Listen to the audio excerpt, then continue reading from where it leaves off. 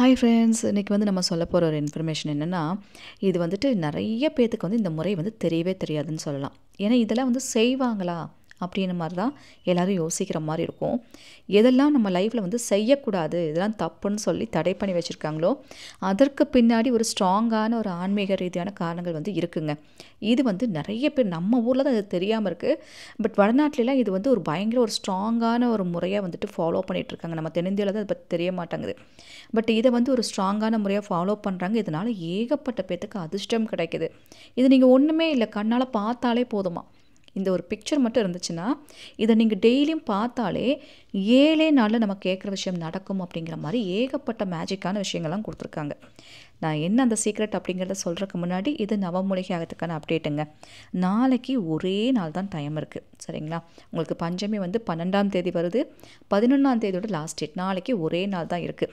நீங்கள் பெயர்கள் கொடுக்கணும்னு நினைக்கிறவங்க இந்த வீடியோவில் வாட்ஸ்அப் நம்பர் நம்ம கொடுத்துருக்கோங்க. நம்ம வீடியோ தொடர்ந்து இந்த 5 இயர்ஸாக பார்த்துட்டு இருக்கிறவங்களுக்கு தெரியும் நவமூலிகை ஆகம்னா என்ன, இதுக்கு எப்படி பெயர்கள் கொடுக்கணும், என்ன மாதிரி ப்ரொசீஜர், இதெல்லாம் தொடர்ந்து பார்த்துட்டு இருக்கிறவங்களுக்கு தெரியும். புதுசாக வரவங்களுக்கு இதை பற்றி தெரியல, எங்களுக்கும் பேர் கொடுக்கணும், நாங்கள் என்னென்னு தெரிஞ்சுக்கணும்னு நினச்சிங்கன்னா, நான் சொன்னேன் இல்லைங்களா அந்த வாட்ஸ்அப் நம்பர், அந்த நம்பரில் வீடியோவில் இருக்குது.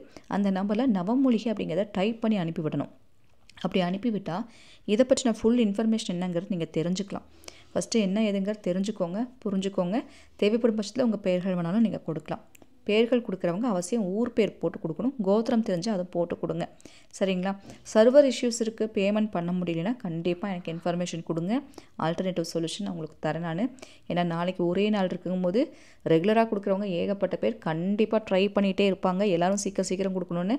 அதனால் நான் ரீசன் சொல்லிட்டேன். நீங்கள் போகலைன்னா, நம்பர் போகலைன்னா எனக்கு மெசேஜ் கொடுங்க, நான் உங்களுக்கு ஆல்டர்னேட்டிவ் சொல்யூஷன் உங்களுக்கு தரேன் நான். இன்றைக்கி கூட ஒரு சகோதரி அவங்களோட அனுபவங்களை சொல்லியிருக்காங்க. என்ன சொல்கிறாங்கன்னு கேட்டுட்டு, நான் சொன்னேன் இல்லையா அந்த சீக்ரெட் மெத்தட், ஜஸ்ட்டு பார்த்தாலே போதும். அது என்னங்கிறது உங்களுக்கு சொல்கிறேன். அக்கா, நான் இதை சொல்லியே ஆகணும். எப்படி இருக்கீங்க? நல்லா இருக்கீங்கன்னு நான் நம்புகிறேன். என் தங்கச்சிக்கு ரொம்ப நாளாக அவங்க கம்பெனியில் சேலரியே கொடுக்காத வச்சுருந்தாங்க.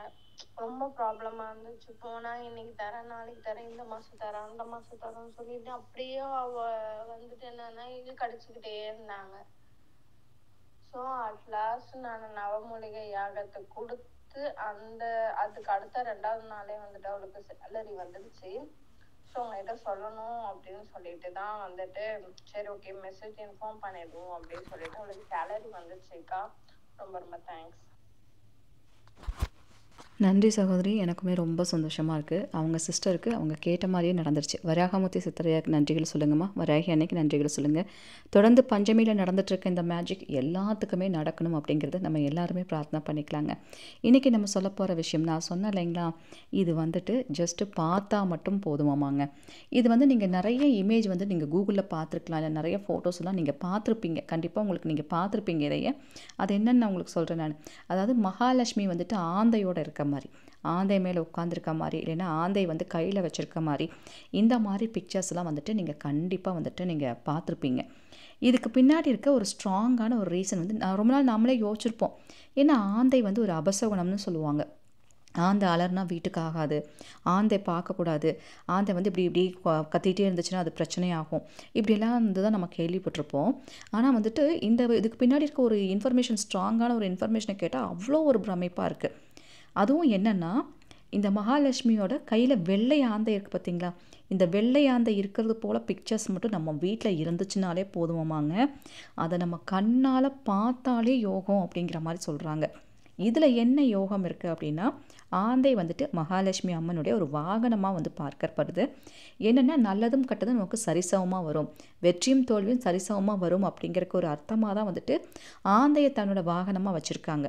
நம்ம ஊர்லலாம் ஆந்தை அலறக்கூடாது, ஆந்தை கத்திகிட்டே இருந்துச்சுன்னா கெடுதல் ஆகும், கெட்டது நடக்கும், இப்படியெல்லாம் சொல்லுவாங்க. ஆனால் வடநாட்டிலலாம் பார்த்தீங்கன்னா ஆந்தை ஒரு நல்ல சகுனம் கொடுக்குறதா சொல்கிறாங்க. இப்போ நம்ம ஊரில் ஒரு கோயிலில் குறி கேட்குறதாகட்டும், இல்லை ஏதாவது ஒரு விஷயம்னா பள்ளி சகனம் சொல்லும். பள்ளி சகுனம் சொல்லுச்சுன்னா அது உத்தரவு கொடுத்த மாதிரி நம்ம நினைப்போம்ல, அது மாதிரி ஆந்தை சகுனம் சொல்லுவாமாங்க. ஆந்தை எப்படா சொல்லுவோம், கோவில் மரத்தில் ஆந்தை உட்காந்துட்டு இருந்துச்சுன்னா அது எப்படா சகுனம் சொல்லணும்னு அதுக்கு வெயிட் பண்ணுவாங்களாம். அது கத்துறது சவுண்டு அவ்வளோ பாசிட்டிவாக அவங்களுக்கு இருக்கிறதாக அவங்க எல்லாம் சொல்கிறாங்க. நம்ம சேனலுக்கு நீங்கள் புதுசுன்னா மறக்காமல் சப்ஸ்கிரைப் பண்ணிக்கோங்க. அப்போ தான் இது மாதிரி போடுற வீடியோலாம் உங்களுக்கு நோட்டிஃபிகேஷனாக வரும். இந்த பதிவு பிடிச்சிருந்தாலும் கண்டிப்பாக ஒரு லைக் கொடுங்க. அங்கே இருக்கிற கோவில் மரத்துலேயே ஆகட்டும், இல்லை வீட்டு பக்கத்தில் இருக்க மரத்துலேயே ஆகட்டும், ஆந்த கத்தலைனா தான் அவங்க ரொம்ப ஃபீல் பண்ணுவாங்களாம். என்னடா ஆந்தையோட சத்தமே காணும், என்ன அமைதியாக இருக்குது, அப்போ ஏதோ கெட்டது நடக்க போகுதா அப்படிங்கிற மாதிரி அங்கே இருக்கிறவங்களுக்கு இப்படி ஒரு புரிதலும் வந்து இருக்குது.